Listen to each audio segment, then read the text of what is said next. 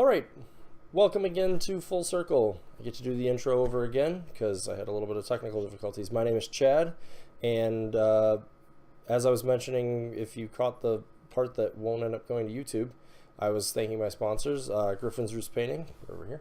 Can't do this very well.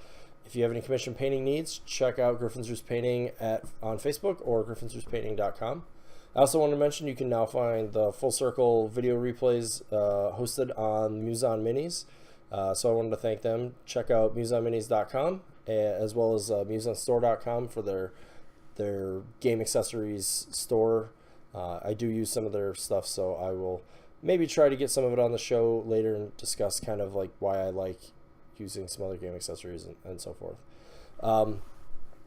But to get into the content tonight, we have some news and announcements, some pretty exciting stuff coming up. Right off the heels of just having had some new releases, we've got some more things to speculate on. And then I will probably go into some additional model unit discussion as we try to keep churning our way through all of that. So on to that news. We heard via the release schedule and the release notes about two new Circle releases as well as the book. So the Circle's command book is scheduled for a February release time. We don't know exactly what will be in there, but there's a couple things that we know are coming out that month that will also be in there, so we'll get to those in a second. And we're also anticipating, I think, 1 to 2 theme forces for Circle in there that are battle group focused based on what the Privateer Press staff has said. So we'll know a little bit more about that when the Trollbloods book comes out here in a few weeks, I think only a couple weeks. And that might kind of set the tone a little bit for us, and we'll have the Protectorate one in January to sort of see some more of that tone. And then we're third up, so that's pretty exciting. Also in those blurbs, we see 2 new model releases, one we sort of knew about and one we had no idea about. So we'll start first with a new character, Warpwolf, named Loki. I didn't pull the render up, but you can, if you do some searching, you'll be able to find it pretty easily. I apologize for not having their little image to show over here. But basically, he's a awesome looking Warpwolf that has a hook with a chain on it wrapped around his right arm and a giant shield on his left arm. And what we learned from his blurb is he has 2 brand new controlled warping abilities, one of which basically gives him Hunter, which implies that the hook weapon is probably a ranged attack, since those are of 0 benefit to melee attacks. Ignoring concealment cover doesn't matter for melee attacks. And the other warp is that he is immune to combined ranged and combined melee attacks. So a little situational, but in some situations that's going to be really important. And they didn't say this, but I have no reason to believe he is not going to also warp strength. As far as other rules, the hook weapon seems to have drag. So again, it sounds like that's going to be some kind of ranged attack that where that warp is going to come into play, Hunter. He also has shield guard. So obviously there's a big shield there. Having shield guard, pretty useful. That'll be only our second shield guard behind the Wold Guardian, which we talked about a few episodes back. And he is Tanith's character, Warpwolf. And when you bring him with Tanith, he will have Prowl. So I don't need to explain Warpwolf's having Prowl being strong. We have the Stalker. We have lots and lots of things with Prowl. Stealth is obviously strong in a lot of circumstances. So that's a pretty strong thing. What we don't know are obviously his strength values, how hard any of those attacks are going to hit, or what his Animus does. There's been a lot of speculation.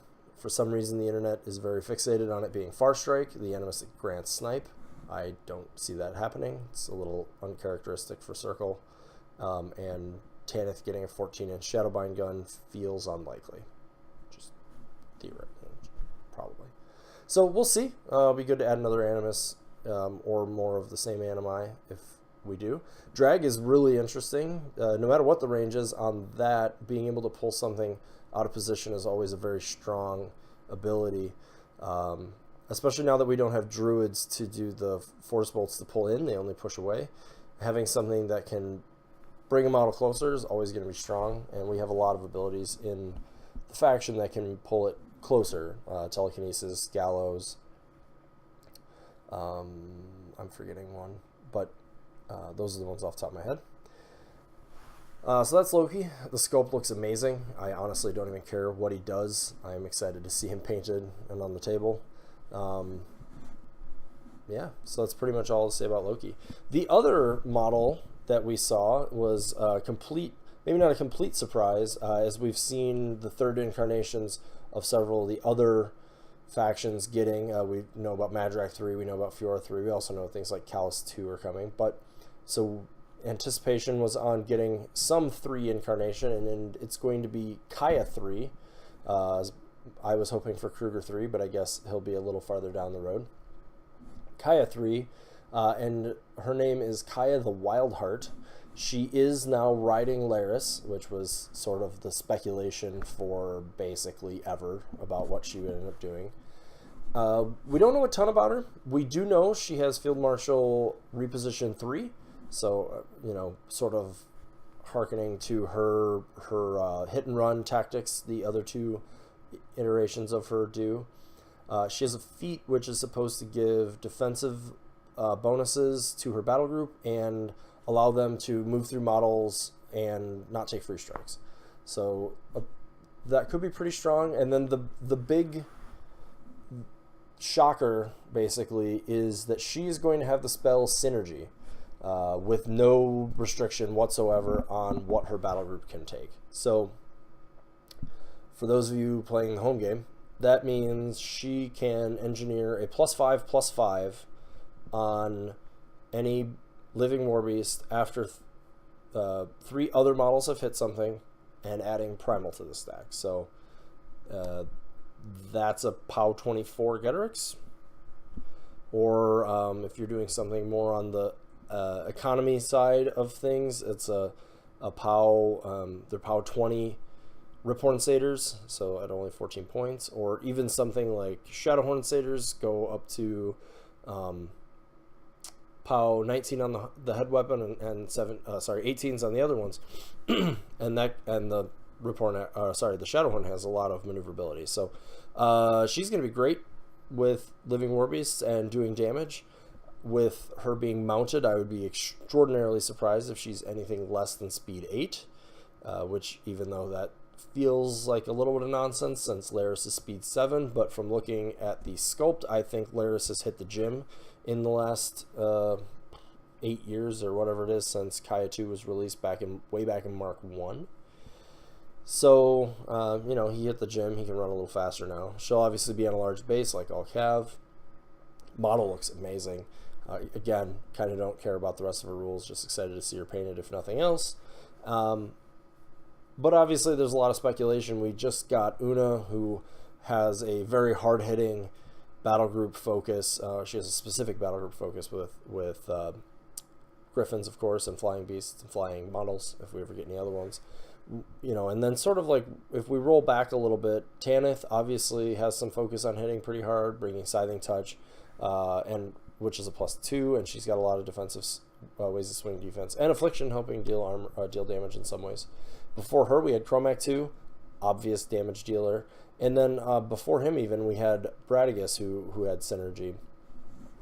Something to note with Kaya 3 getting Synergy for not Wolds is that I don't really know where that leaves Bradigus for us.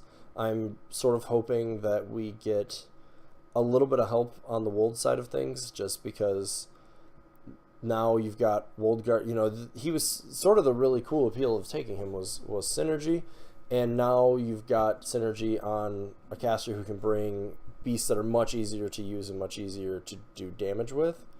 Not to mention light beasts that are completely viable when you can start giving them a +3/+5 swing, or use them to engineer Synergy.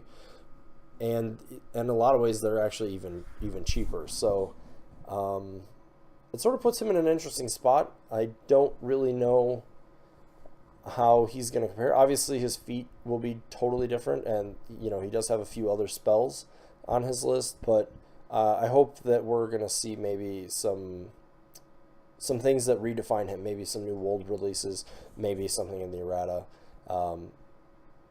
And I believe we did talk about him on a previous episode, but seeing synergy on Kaya, really exciting.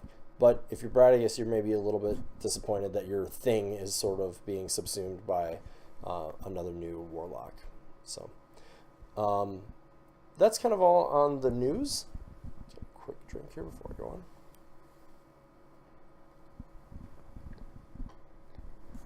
Some pretty exciting stuff there.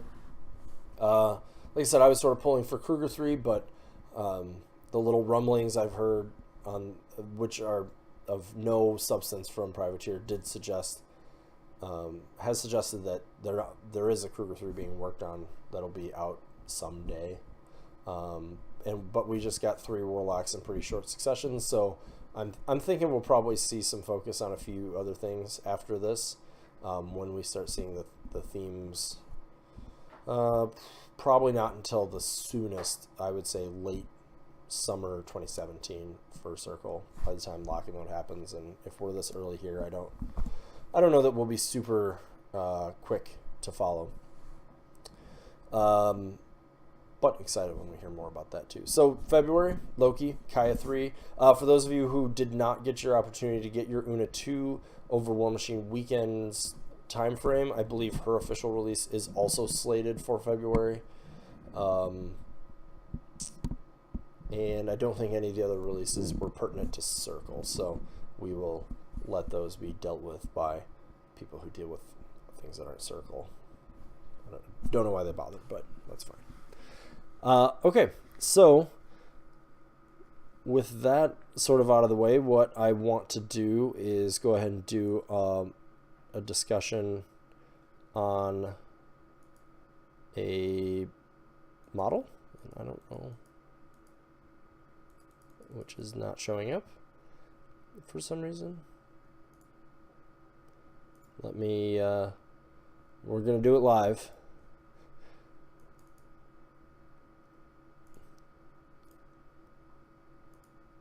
Oh, there he is. He's way too big.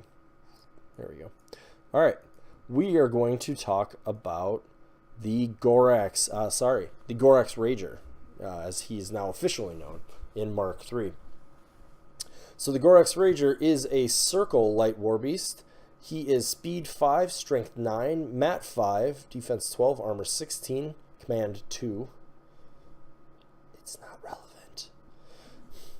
He has 2 half-inch melee POW 12 claws that are open fists.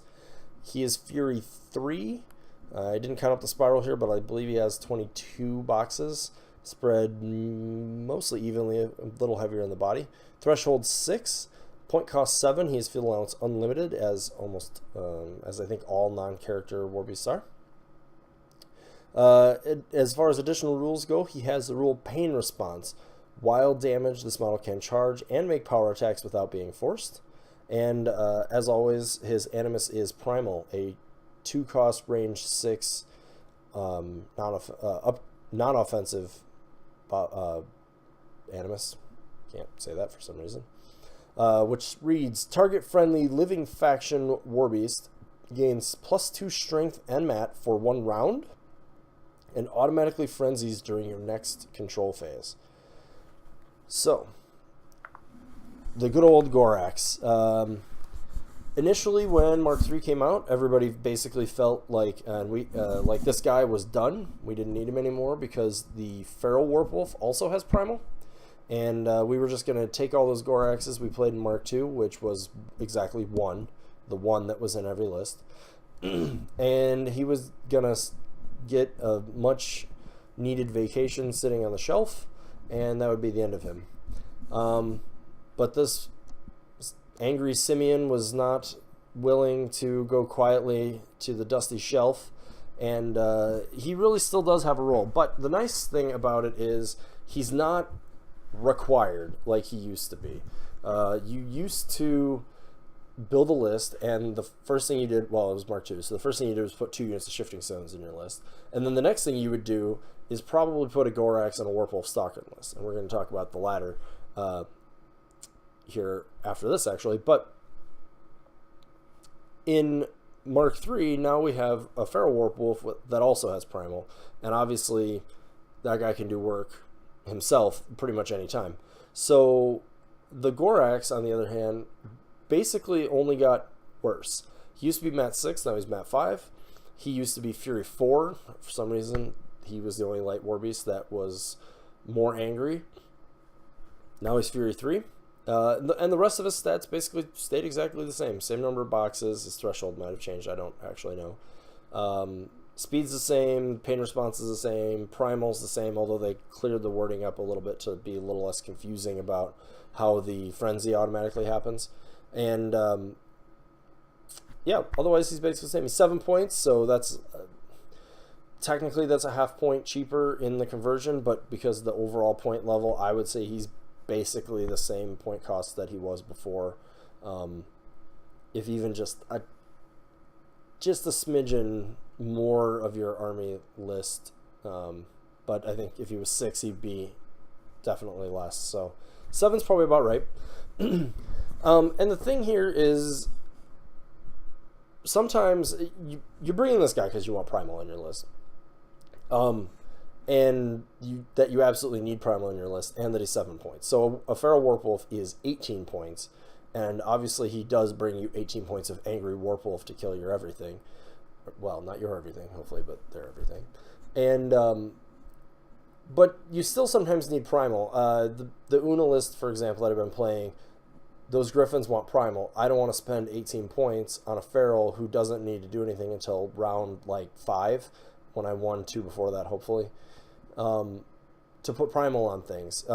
He's really expensive to put out exactly 1 Primal. So if you're not getting a little bit more work out of your Feral, you're putting a lot of points in that basket just to make sure that you have that animus. Now, it's definitely the right thing in a lot of lists, and originally the thinking was that he was going to be the only thing that we needed, and I was sort of on board with that. And then after some playing, I really felt like the Gorax has its place still too, and it's really nice actually having 2 different options for Primal in the faction now, since Privateer decided that we still need it.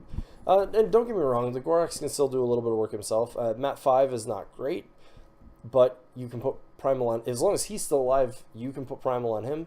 He goes up to Mat 7. He goes up to POW 14. He might be able to charge for free. He's good to transfer damage to, because that is enough. Basically, he just has to have a damage circle drawn in. And if he does, he gets the charge or power attack for free. So later in the game, if you do need him to get in there and mix it up a little bit, he'll do okay. He doesn't have a long threat range or anything. He does have 2 open fists, which is something important to remember. Throws are still very strong.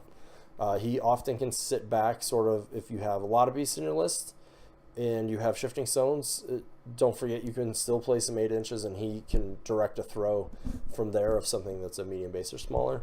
And there are times that is absolutely going to be a huge advantage for you. And he has basically the exact fury you want, even if he's undamaged still to do it. He pays 1 to do the throw, another 1 to boost the hit to make sure he does hit, that he connects, and then probably the boost to hit the thing you're throwing at. So it works out great for that. Or if he needs to Primal something after that, you can Primal, hope that it, poke him once with something so he's damaged, and you still have 1 to initiate or you get the throw for free, and then you can boost the hit. So, and his strength 9 or 11 if you Primal him, he's decently strong. So with 2 dice, pretty likely to win a lot of those strength tests. So not a whole lot to say about the Gorax. I'm going to talk just briefly about Primal, since it's pretty defining for Circle. So just to go over it real quick again, Living Warbeast plus 2 Mat plus 2 Strength, and it frenzies next turn. All parts of this are relevant. Most of the time, the Mat bonus is actually going to be just as important as the Strength bonus. So sometimes, like let's say you're going in on assassination on something, and let's say it's with Gorax real quick. Gorax is Mat 7, which is great, right? But most warlocks and warp casters are defense 14 to 17. At defense 14 at Mat 7, he still needs 7s to hit. Not the most optimal. You throw Primal in the mix, now he needs 5s. He needs 6s against things that are defense 15, and 15 is extraordinarily common. And that's going to so now that's putting you in a position where his strength was probably enough, but you needed to hit. And boosting your attack rolls, the math might get a little bad. So the being able to hit definitely matters. Now, there's also the other side of that where the power matters, right? And we'll use Gorax again, even though he's the probably worst example because he's already sitting. But, excuse me. If we're going in on something that's, say, a Centurion, even without an armor buff, he's armor 21, and now we're taking Gorax without another damage buff from our caster whatsoever up to straight dice on damage, which makes him pretty close to likely to being able to kill something like that. Then obviously if they have an arm buff, we need a damage buff on top of that. But Primal's extraordinarily flexible. What it is not flexible on, though, is that beast is out of contention for at least the next turn. So whatever you're using it for, it's got to be worth it. So you constantly throughout the game need to be doing this thing like, well, if I put Primal on this, am I getting enough out of it to justify losing it for a turn? Or probably losing it, because it's going to be in front of their army and they're likely still going to try to kill it. Or they're going to try to kill it even the turn after that. You very well may be losing the piece. And in your head, you probably want to think, at bare minimum, you're not going to have use of that the next turn. So if it's an assassination on their caster, who cares? You need it to happen, put Primal, try to kill them. Great. If it's a Colossal and you're trading way up on it, so Gorax is a good example. Feral Stalkers are a decent example, where you need that thing dead, and something like Gorax with Primal and a strength buff with certain casters, like Chromac 2 feet, he can pretty much kill that Stormwall by himself. Or he can do it and you can send in like a Warpwolf Stalker that can sprint away. Where you only are trading, now you're trading a 21-point Gorax for their 39-point Stormwall. Good trade. If you're needing to Primal Gorax to kill something like a Juggernaut, you may still need to do it, but you really need to think, can I kill this without Primal? Because that Juggernaut only costs 12 points, and Gorax is almost twice as much at 21. Not quite, but it's close enough that you need to consider. And the other, if there are two Juggernauts, the other one will kill it. So definitely something to consider with Primal. The other thing is, if you have sort of what I'm going to liken a missile beast, so Scarsfell's Griffins, great example. Actually, really all of our light war beasts are a decent option, because if you have Primal, and especially if you add another strength buff, they're able to trade up. So like even the regular Wild Argus has 2 POW 12s and can buy 3 more. You add in something like Primal and maybe another damage buff, and all of a sudden you're getting up to power 16, 17 out of that guy, and you only paid 7 points for him. Great. Or same thing with Scarsfell Griffin, a little farther threat range, another initial, and you paid 8 points for him. And even in the heavy category, we have things like the Riphorn, really all the satyrs other than Brenos, who are 12 or 14 points, and they're good trade pieces. So if you send in the Riphorn can definitely hit above his pay class at 14 and kill something, but you probably want Primal to make sure that he does it, because he goes from having Mat 6 POW 15s to Mat 8 POW 17s, which is considerably better, and especially if you add yet another damage buff to it. So Primal's very, very strong, but limited. It's great if you want one of your pieces to basically assassinate one of their pieces, whether it's their caster, whether it's a Warjack, War Beast, maybe a super important thing. You can occasionally get work out of it killing a very high armored unit, and you might need to. Something like Man-O-War Shock Troopers, which can get up to armor 21, 23. It may be worthwhile to primal something like a Stalker or a Gorax to kill them, because they have enough armor and they're worth enough points that you're getting an alright trade in the math for the game.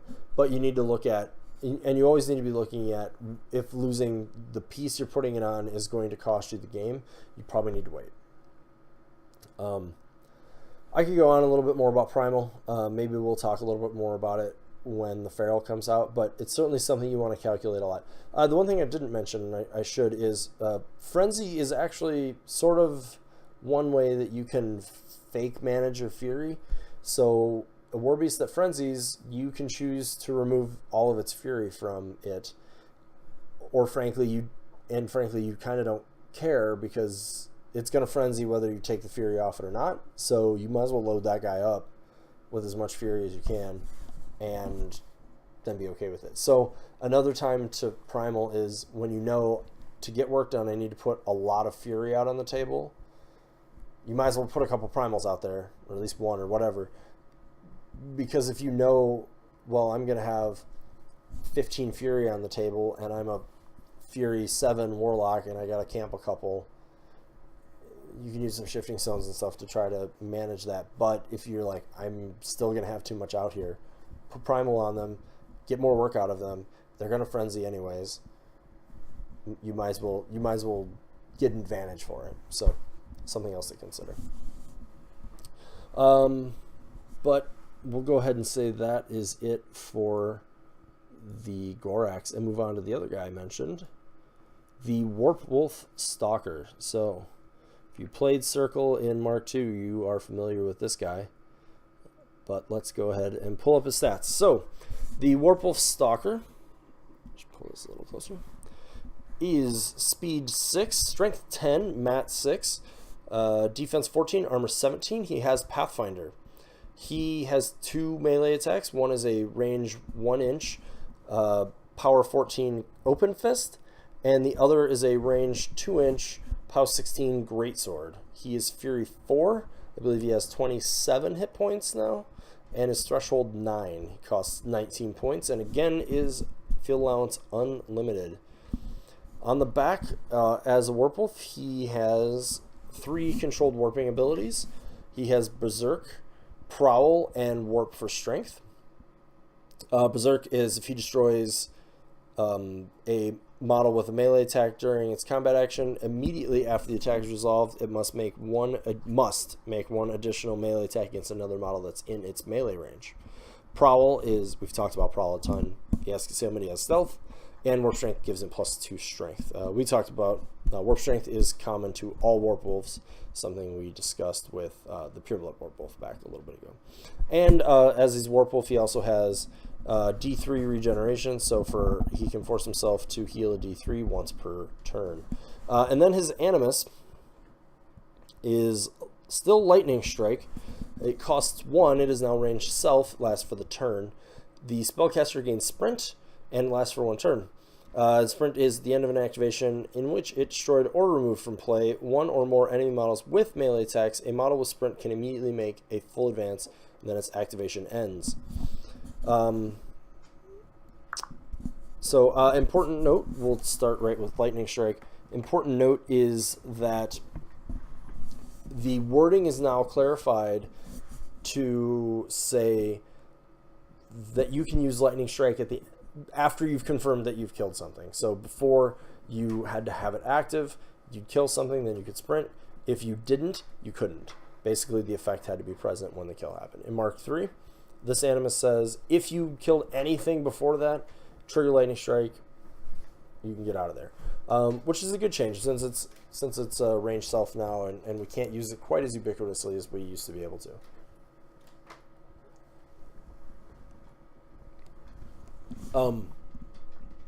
So, and that's the first thing to talk about. So the big change from Mark, and honestly, just about the only change to this model, other than sprint, also triggers on remove from play, which it didn't used to do. But the biggest change to the Warpwolf Stalker is you are not bringing it to spread sprint around to everything in your list anymore. I used to put sprint on things like Lord of the Feast. You obviously put sprint on something like Gorax at a lot of the time. You would have something else cast sprint on your Stalker. You would sprint your caster. That one you can still do, but we'll come back to that. There's a few other things you would put Lightning Strike on that were relevant. Something like Wolflord Morag, who could reposition and sprint, and on and on. Like Lord of the Feast is probably the one I most commonly was putting it on, but yeah, so you can't do that anymore, which is unfortunate. A lot of our beasts really like the hit and run. I put it on Ferals with Kruger 1, and so it's an important change. But now it only costs 1, and he can activate it on himself. So it's sort of a change. Well, let's go back over the rest of them. So he's still one of the hardest hitting beasts we have. Goes up to power and strength 18 on that sword. Still has 2-inch melee, which is super relevant. It still has a lot of warps, which are really good. Prowl's still decent. Berserk's still very handy when there's actually infantry on the table. Strength is obvious. But he has 19 points, which is certainly in the premium range for a war beast these days. And he is only mat 6. He doesn't trade as well into things like a heavy warjack or a colossal as say a Feral Warpwolf does, or certainly as Gorax does. But he brings you a lot of different utility.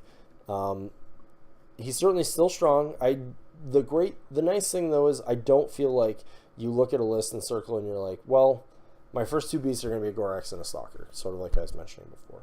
Now you're probably still, you're like, well, I have at least 2 living beasts, I want primal. Okay. But you're not just like, oh, well, I want to have sprint, so you put this guy in. 19 points, you can't really just do that anymore. So I do think he's still strong, though. And most of where I think he's still strong is either with Warlocks that particularly want his sprint, they want access to sprint, or with ones where having the reach is important, and frankly, him just being able to lightning strike himself out is going to be strong, and Berserk's still very strong. So I've played him with, I talked about him a bit, but I played him with Tanev, very strong there. I think Wormwood is a great place for him. Both Chromacs still love this guy. Chromac 1 probably more than anybody. Still put Wild Aggression on him, additional dice, boosted attack rolls, makes Berserk really strong, gives him a free charge, makes him a great assassin with that extra range, warpath and whatnot. Super strong there. Chromac 2 wants to be able to go in, kill some stuff, and be back safely. Lets you get a lot of work out of your caster throughout the game that you otherwise would have trouble getting. Really after that, it depends on how you want to build. I think a lot of times I've saved 2 points and put a Pureblood in the list and tried to get more use out of the spray than sort of the sprint and run away tactic as before. But it really just depends. I think anything that can sort of trivially give him a mat fixer is going to help, because then he can do work into infantry models as well as some of the harder to kill things that are out there. But I do think in general, if you're looking for a list if you're looking for a piece that needs to trade into other heavy pieces, I think you want to try to save your points and go for something that's a little bit more economical. I think if you need a quality beast that can do a lot of things for you, the Warpwolf Stalker is sort of still where it's at. And Pathfinder is certainly important. The only heavy beasts we have with Pathfinder are the Wolves, Brenos, we don't know about Loki yet, and the Warpwolf Stalker. So, pretty important. Someone like Wormwood, very important for, or if you have like a Baldur 1 and you drop that forest down, you want to get back behind it. Forests being able to go through, forests are just in general strong, so you can be able to go through the forest and sprint back behind it again is really, really great. And yeah, like I said, he doesn't play all that different than he did in Mark II. I would say if you still have your Warpwolf Stalkers, awesome. You get to keep using those if you really liked them. And who doesn't like a giant angry wolf with a big sword? Everybody likes that. Everybody. So not everybody has one as cool as this one that's leaping at you, but you could make that. I don't know. Warpwolf Stalker, still solid beast. I think as you'll find as we're talking through here, all the Warpwolves are still in a fantastic position in the faction. You want to build a list to put the Stalker in there? I'm not going to tell you not to. I do think, keep in mind, he's Mat 6, whereas Gorax and a Feral are Mat 7. And the Pureblood's giving you a range attack. So they all sort of bring their own unique thing. I think they have very good defined roles. I think, sort of just to reiterate, good premium beast. I think if you really need to trade into armor, you're going to want to make extra sure you can get work out of Lightning Strike, or you want to start, or if that's not going to work, you want to start looking at a few more of our economy type beasts, like the Satyrs. Even Purebloods or the Feral are going to shave you a few of those points that you need to stay an advantage, or a pair of lights like Scarsfield's Griffins or Argus's Argai. Nobody knows how to say plural of those. Are going to be your best bet. So Warpwolf Stalker, I don't really have a ton more to say on him. We can revisit if there's something super pertinent that comes up, but for now, that's kind of all I've got on him, just because there isn't really a ton to talk about. He was good in Mark II. He's good now. So, fantastic. And we'll have time. Let's do one more piece. This one's going to be only, I believe, our second minion model, fresh off the painting desk, Lanyssa Ryssyl. So, let me pull up her stats. Lanyssa Ryssyl, Nis Sorceress. She's a little farther down here in the old war room, but there we go. All right, she is a mercenary minion solo. She is speed 6, mat 6, defense 15, armor 11. She's immune to cold. She's command 9, matters, and she has Pathfinder. She has a melee attack, that sword you can see on her back, named Sorrow, which is range 1 inch and power 11, and has damage type magical. She has 5 damage boxes and is point cost 3, and of course she is a character model. If we flip her card over, she has Animosity Blighted models. She cannot be part of an army that includes any Blighted models. Not relevant in Circle. We don't have any Blighted models. Yet, all those rumors are that Kruger's going to be Blighted. So, maybe she won't work with Kruger. 3. Don't hold your breath. In addition to Circle, she plays for Signar, Retribution, and Trollbloods. And as I mentioned, obviously Circle, or we wouldn't be talking about her. She has Magic Ability 7 with 3 different abilities. She has Hunter's Mark, which is a special attack. It is range 10. It causes no damage, but friendly faction models can charge and make a slam power attack against the enemy model hit by Hunter's Mark without being forced or spending focus. A friendly model charging an enemy model hit by Hunter's Mark gains an additional plus 2 inches of movement. Lasts for a turn.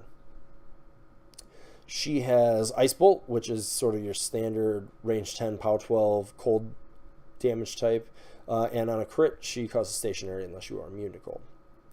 And she has Winter Storm, which is an action. Enemy models beginning their activation in her command range lose Isle of Sight, Flight, and Pathfinder. That activation, it lasts for 1 round. She has Prowl. She has Vendetta Legion or Blighted, so anytime she attacks one of the aforementioned models, she gets boosted attack and damage rolls. And then her Sword Sorrow also has crit freeze, so stationary unless you're immune to cold on a critical. So if you have looked at any lists in Mark III, for any of those 4 factions I said she plays for, you've probably seen her probably in both lists, maybe in just one, probably in both. At 3 points for Hunter's Mark in an environment filled with Warjacks and Warbeasts and other things that are high priority targets that you want to charge with your high priority damage dealing thing, she's in the list. 3 points for Hunter's Mark is fantastic. We have the Blackclad Wayfarer in Circle, and most of the time you see people bringing her because you save a point and you still get what you want. Furthermore, she's one of the few models that retain defense 15, which is awesome. Prowl is great. Winter Storm is an ability that in Mark II was basically considered to be useless because she would just end up dead. However, we now have things like Sentry Stones and Wormwood and a few other ways to put clouds and forests and stuff that Isle of Sight models just can't see through anymore. Not to mention, there's just more things trying to deal with Pathfinder. So it can be really relevant. If you can get her up to the table in the right position and remove Pathfinder from some stuff, that's a pretty huge amount of denial for a lot of lists. And just to be clear, she removes Pathfinder from things like Colossals, Battle Engines. She removes Flight. So something to watch out on the other side of the table if you're playing Una. Make sure a Griffin that you need to use with Flight isn't standing within 9 inches of her when she uses that ability. Again, she's got to be pretty far up. You can probably kill her with something else and then activate the thing that she was trying to stop. But yeah, her Ice Bolt's just good. She got better. She's even better against Legion. Getting that additional die to land a Hunter's Mark or a Ice Bolt can be really big. Obviously, the occasional time that you get lucky and you hit that Ice Bolt and cause stationary, you may have just swung a game massively in your favor, so that's always good. But really, Hunter's Mark is the bread and butter here. And so let's talk about that a little bit. So one thing to note that catches a lot of people is you only get 2 inches... you only get the additional 2 inches of movement on a charge. Even though it says slams for free, you don't get any bonus movement. I have no idea why. You just don't. So make sure you don't miss that. But sometimes the threat range extension is what you really want to bring her for. Obviously 2 inches is enough to skew threat range back into your favor when it's not a lot of times. But in a world where you have a bunch of Warpwolves, a bunch of Warbeasts, being able to get free charges is huge. I mean, that's an additional 3.5 damage more from everything that can charge that model. So on something like a Colossal, where you're planning, say, an Una to charge it with 3 Beasts, 3 Griffins, and in that case, you're getting even that additional die, so it's even bigger. That can be big. I guess, sorry, you're still getting an average of 3.5 extra. Math is hard. So that's important. Also, just the threat range being there, definitely important. Don't forget, it's not just Warbeasts that benefit from this. So if you need your caster to dig deeper to charge something, or cavalry models, or mannequins, probably not mannequins, skinwalkers, wolves of Orboros, whatever, minion models, they all get to charge farther. So that's pretty big. And then, like I said, the free charge. So and then with Prowl, you can keep her pretty safe. If they ignore stealth, try to keep her behind forests and whatnot. She has Pathfinder. If they don't, drop her in a cloud. Fuel Cache puts one in every list. Swamp Gobbler's Bellows Crew, put one in every list. You can have her stand behind your Sentry Stones, try to stay safe. You can just drop her in a Wormwood Forest, just about anywhere. We have a few other things that make Forest. Baldur 1, Morvana 1. With Morvana 2, I'd probably go to Blackclads for the additional die to hit, but again, she has Fog of War, so you're going to keep her safe. Windwall from Una can keep her safe as well. I thought that used to be friendly faction, but it does not seem to specify on my last reading, so that's good too. But anyways, Lanyssa Ryssyl, at least until January, where she may or may not get a point cost change or some other change, is going to be pretty strong for your list if you're bringing things that want to charge and want to charge farther. And who isn't doing that? No one. Everybody wants to charge a long ways, and they want to do it for free. So keep her safe. Remember, too, with her, the threat of her is almost better at times than the actuality of her. So keep her safe. Don't keep her back so far that she's useless, but don't put her so far forward that she's just going to die. I think that's kind of the pro tip there. Be wary of blast damage. Armor 11 and 5 boxes will still die to some of the potent blast damage that's out there. Rather trivially, actually. There's a lot of POW 10 blasts these days, and that's a 6 to kill. So that'll happen. I've had it happen multiple times. It's just something to be wary of. So, and that's Lanyssa Ryssyl. All right, so that was pretty much all I had. I only had a few models prepared to go through today. Talked about the news. Already mentioned the sponsors at the beginning. I don't see, I'm going to quick double check, but I don't think anybody had any questions for me. Nope. And nope. So, no big deal. As always, like I said, check out the 2 sponsors I mentioned before, Museum Minis, Griffin's Roost Painting. They both have provided me with lots of stuff, and I'm appreciative of the support of both. And that's going to probably be all for tonight. Next week we'll be back. I'm kind of not expecting any more Circle news. We've seemed to have gotten quite a bit of it.